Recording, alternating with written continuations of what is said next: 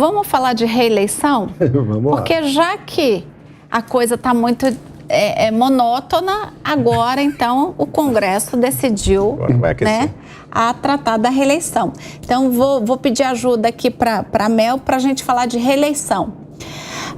O presidente do Senado, Rodrigo Pacheco, disse que os senadores devem debater uma proposta para expandir o mandato de cargos do Executivo, como, por exemplo, o do presidente da República, que passaria de 4 anos para 5 anos e acabaria a reeleição no Brasil.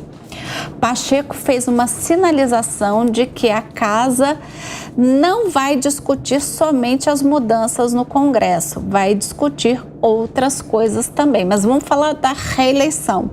Eu sou super a favor de acabar com a reeleição, não sei vocês, mas eu sou super favorável porque eu acho que tá aí um modelo que não deu certo no Brasil. Alguém discorda? Não, eu sou a favor e sou muito a favor de que fique 5 anos. Entendeu? Acabou, linha na pipa e... Linha na pipa é ótimo. Vai pescar. Eu sou muito a favor. Mano. Eu sou a favor da reeleição. Eu acho que o problema na frase reeleição no Brasil é o Brasil, não é a reeleição. Não é mais simples que nós imaginávamos. A reeleição não deu certo no Brasil, como o parlamento talvez não tenha dado certo no Brasil, o Senado não deu certo no Brasil, a justiça não está dando certo no Brasil. O problema dos políticos brasileiros não é a reeleição. Até porque eles botam a mãe, botam o filho. É verdade. O problema não começou com a reeleição. O problema da política brasileira, gente, tem muita gente jovem que está nos assistindo, não começou com a emenda da reeleição em 1998.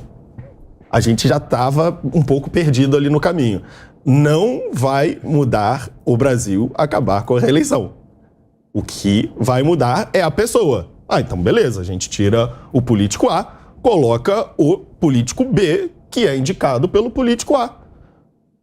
Mas ainda assim ele precisa de voto. Ou seja, o outro tem que fazer um bom mandato. E transmitir não é tão simples porque centralizar. O reeleito também precisa de voto. Então, mas quando você se reelege, você pode pegar ali o seu final, meio do penúltimo ano e o último ano para pesar só na reeleição, fazendo aquelas políticas muito eleitoreiras. Eu acho que sem a reeleição fica mais complicado você fazer isso, porque você vai ter que transferir aquilo para o próximo cara. Então, é mais lucro você deixar é que assim, a gente está falando em presidente, né? É mais lucro você deixar o país... Cargos do executivo, mas aí o presidente... Governador e prefeito. Exato, acabaria a reeleição para todos, inclusive o presidente. É mais fácil você deixar redondinho para poder convencer o público a votar naquele cara que vai te substituir, do que você, como reeleito, você pode dane-se, você arregaça as contas e não está nem aí para aparecer,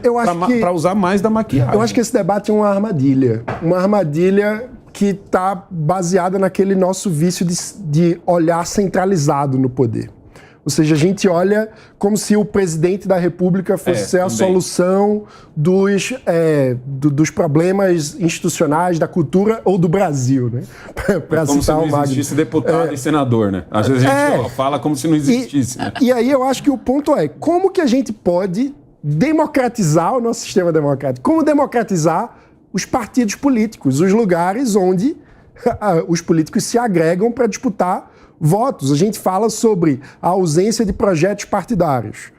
Como que a gente pode começar a mudar isso? Na minha visão, é muito mais importante do que discutir a reeleição para cargos do Executivo, a gente discutir a governança dos partidos. E eu acho que seria possível ter uma agenda muito básica de construção de consenso nesse sentido. Por exemplo, todo mundo concorda que é um absurdo ter nepotismo no setor público. Os partidos recebem dinheiro público e, no entanto, tem nepotismo nos cargos de direção partidária.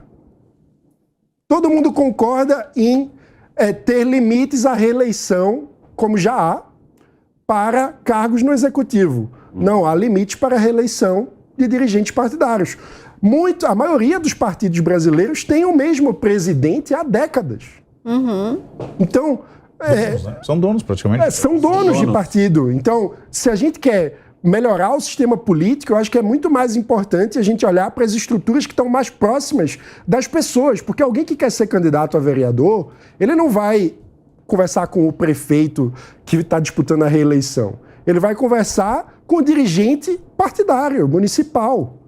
E se a porta está fechada para participação política e os partidos estão isolados da sociedade, a gente não vai transformar a cultura política. A gente não vai ter, de fato, uma participação da sociedade nos processos de discussão de projeto de cidade, estado e país. Então, eu acho que isso seria, do ponto de vista do sistema político brasileiro, uma mudança muito mais substantiva do que a reeleição para o executivo. Mas vocês não acham que essa história da reeleição, esse modelo, o sujeito, quando ele é reeleito, o segundo mandato dele, ele fica meio que...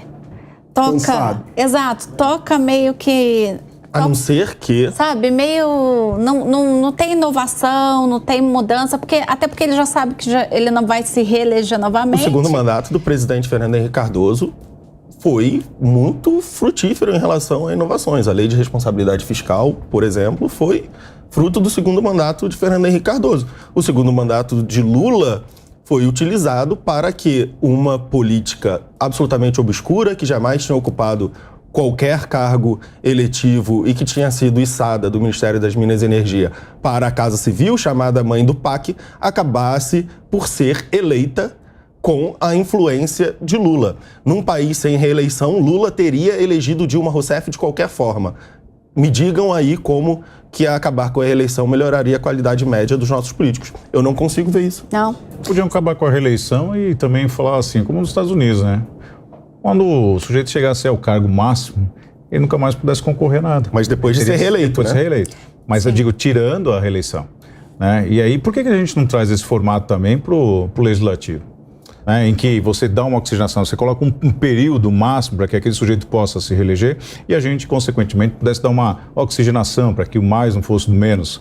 Então, mas é delicado, aqui é Brasil, como disse, eles vão acabar se reinventando e isso é muito delicado. A verdade é que o Congresso está debatendo a questão de um mandato para o STF, né, para a Suprema Corte, para o Judiciário. Também é um puxadinho. E agora está querendo debater a questão da possibilidade de não haver mais a reeleição para os cargos executivos. E a casa mesmo legislativo, eles não estão mexendo. O que o Rodrigo Pacheco tem a dizer sobre os senadores cujos suplentes são seus filhos, esposas ou mães? O que o Rodrigo Pacheco tem a dizer dos senadores que ficam 7 anos no mandato sem ter recebido um único voto, caso o titular vire governador, ministro, secretário, morra? Acho que são questões concernentes ao Senado Federal que também tem a ver com a qualidade da nossa política. Nós temos muitos suplentes de senadores que ninguém sabe quem é e não receberam nenhum voto em exercício de mandato. Essa seria... Vamos acabar com os suplentes de senadores? Vamos começar de baixo, né? Antes de a gente mudar a eleição para presidente da República, vamos ver aí o Rodrigo Pacheco na sua própria casa legislativa. Vamos falar sobre os suplentes de senadores, que, aliás, com as novas mudanças sendo propostas na mini-reforma eleitoral, poderão financiar as campanhas dos cabeças de chapa. Então, imagina o Negão quer ser candidato ao Senado, mas não tem grana para voto nele. Gostei da ideia. Não tem grana para financiar a sua campanha ao Senado. Mas ele conhece um cara muito rico, que não tem tanta popularidade ao voto como ele, que pode ser o seu suplente. E aí você fala pro cara, olha, você financia a nossa campanha aqui, com o seu próprio patrimônio, e se eu for eleito senador, eu te prometo que eu vou concorrer à prefeitura, ao governo do estado e à prefeitura. Se eu ganhar uma dessas, você assume o mandato, de graça. Sem precisar de um voto, você assume, você vai virar senador. Imagina os incentivos perversos que a gente está colocando no sistema com isso. Então, acho que o sistema político brasileiro tem várias formas de mudar isso. Pacheco não olhar isso, lembra uma frase que minha mãe falava, que é macaco só olha pro rabo dos outros. Olha pro seu. Ferreiro, como é que é? Casa de ferreiro, espeto de pau.